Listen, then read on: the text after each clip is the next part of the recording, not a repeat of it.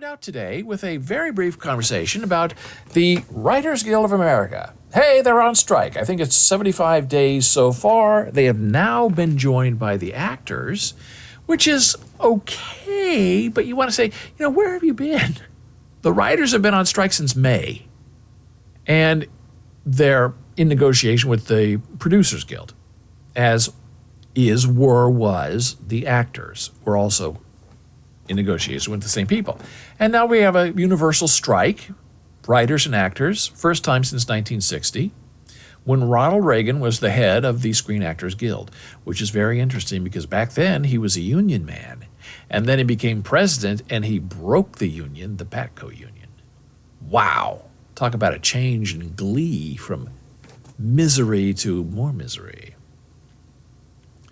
But what's interesting about this is the directors and producers, maybe 3-4 weeks ago, miraculously were able to strike a new deal with the Producers Guild. And everything's fine.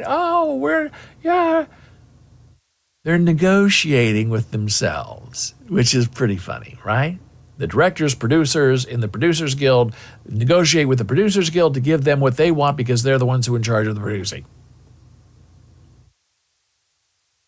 So it's really interesting how the writers have been asked to, in the next contract, sit in a room together. It's like a mini room, it's mini something. And they all sit together, all the writers, 10 people, let's say, on a proposed television show. And they sit in a room. They come up with 26 ideas for a sitcom, let's say. And each episode, they come up beginning, middle, end 26 times. Talk about we do this and that. They're not necessarily writing the script yet, but if you know how to write a script is all about structure. And then you just kind of fill in the plot points. The hard part is coming up with the idea of what the story should be about, and then once you figure out what it's about, then you have to kind of put it all together. And then, after that happens, in these mini rooms, the way it is today, you have, head writers and they bring in writers and you work on these together and everyone gets paid individually for whatever script they work on.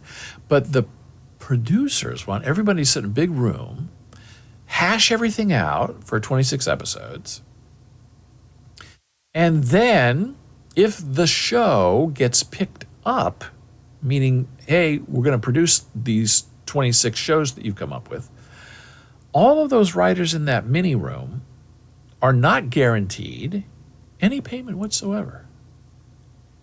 They're not guaranteed they will write the script that they came up with. They will not be employed. There's no guarantee of being employed. They're just there to come up with good ideas, and then the producers will decide the who, the why, the what on how these shows get written and produced. Now that's pretty awful. And you can understand how the writers would be very angry about that. But they're also, the producers, doing the same thing to the actors. Fran Drescher, who's finally now standing up and being heard as the president of the Screen Actors Guild, has said what these producers want to do is on a big movie, take all the background people, and those are people who just are like, walking behind the main stars.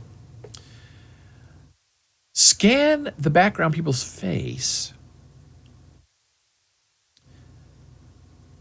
So they're working for one day only, usually get paid, let's say $100, $500 a day to be an extra on a movie. So they want the extras to come up for one day, scan their face, and then they're paid for one day, but their face, their likeness, gets transformed into AI to be used in perpetuity as an AI character. And the original person gets paid nothing beyond that first day. There's no residuals. There's no extra pay. There's no credit. You are just cattle being led into the slaughter. And unfortunately, there are people who, don't mind that. I want to break in. I want to get in. Used to be when I was coming up as a writer, if a book publisher wanted you to write a book, they paid you up front. And now it's like, well, we'll pay you on publication and we'll see how well your book sells, and then we'll maybe give you a percentage of that. And the old guard says, I'm not doing that. I'm not going to make any money. All the risk is mine, not yours. I'm working for you for free. Which leads authors to self-publish. But you always have young, desperate people looking to break in, and that's what these big companies depend on. The intern who will get coffee for nothing. The up-and-coming writer who will say, hey, you don't have to pay me up front. I'm just desperate to be well-known and famous and to get my name on a real book that I don't publish, so I'll take your really lousy deal of no money up front and no guaranteed money at all, and we'll just see how it goes at the end if I get paid or not. So that's what these big production companies are now counting on with this AI stuff. Okay, all the established actors who were already in Los Angeles, they're not really going to do this. They're on strike. But then you have other people who are coming in, moving from the Midwest. Oh, I want to be on TV. Ooh, you'll scan my face and I'll be in 100 movies and you're going to pay me $1,000? I'll do it. And that's how this happens. This is how unions die. This is how book publishing goes into the tank. People don't care about quality. People are just there to have a good time. People are just there to get experience. People are just there to be a part of it. It's passion taking advantage of. And that's why a lot of people are finally standing up against these free internships where I go and I work for you for 6 months and I get paid nothing. I do all the slovenly work that nobody else wants to do. Get coffee, clean up. You don't have any responsibility, no power, but you're expected to go do that for free. And there are some companies who now will pay people to be an intern, which is the way it should have been from day one. But what's really interesting about this, the writer's strike, the writers are worried about AI and AI writing their scripts, and that is going to happen. You can't tell the producers, no AI. You can't, as the actors union, go to the producers and say, look, no AI. It's not going to happen because they're already using AI.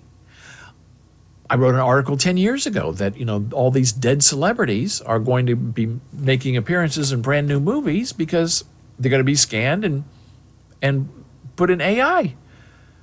And the next Barbie movie will be starring Marilyn Monroe. And she'll feel just like the 1950s Marilyn Monroe, and you won't know that she's been dead for 50 years because she'll be just as alive on your screen as she was when she was originally acting.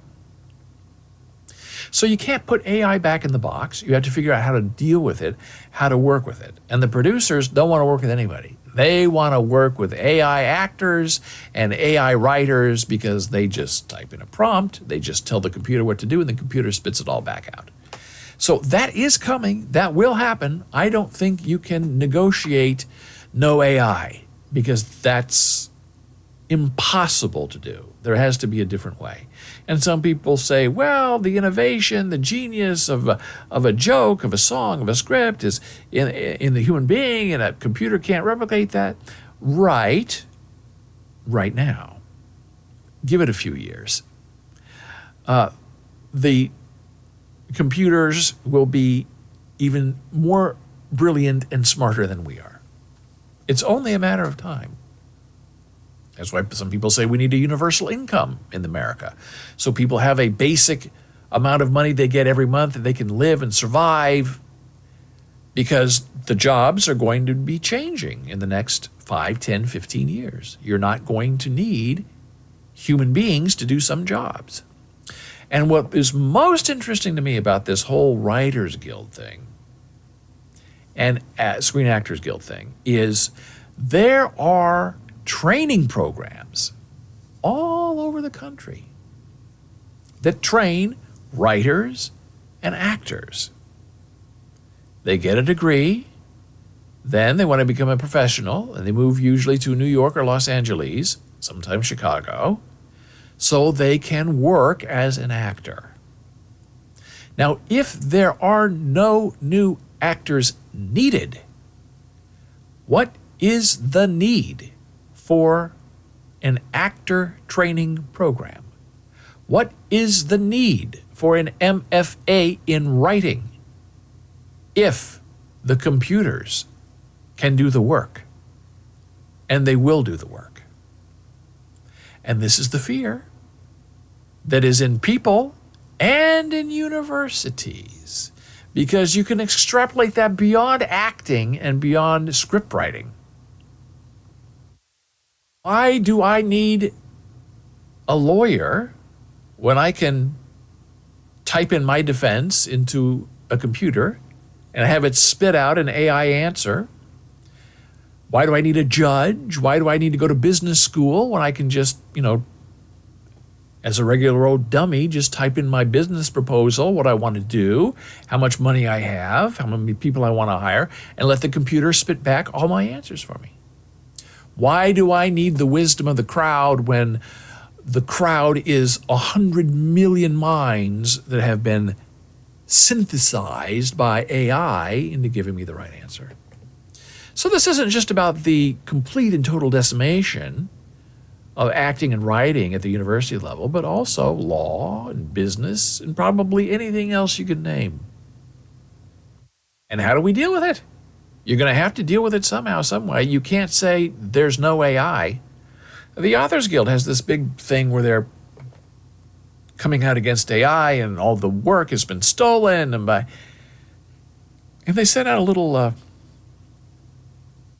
poll kind of thing where do you support AI? Are you against AI? Tell us so we can include you. And I wrote back and said, hey, I'm totally in support of AI. I think there are ways that we can work this out and make it work to everyone's advantage. And they didn't even respond to me. They didn't even acknowledge my email. They just decided that they're completely against AI, anything that threatens the life of the writer, and that's that, and this is that. And that is the wrong way to go. You have to think different. You have to beat the computer at its own game. And it's always the people who control the computer are the people who are in control of you. So you don't want to be the one being controlled. You want to be in the position of knowing what the computer's going to say before the computer decides it. And that is how you're going to have to fight in order to continue to live a human life. That's our show for today. I thank you so much for being here.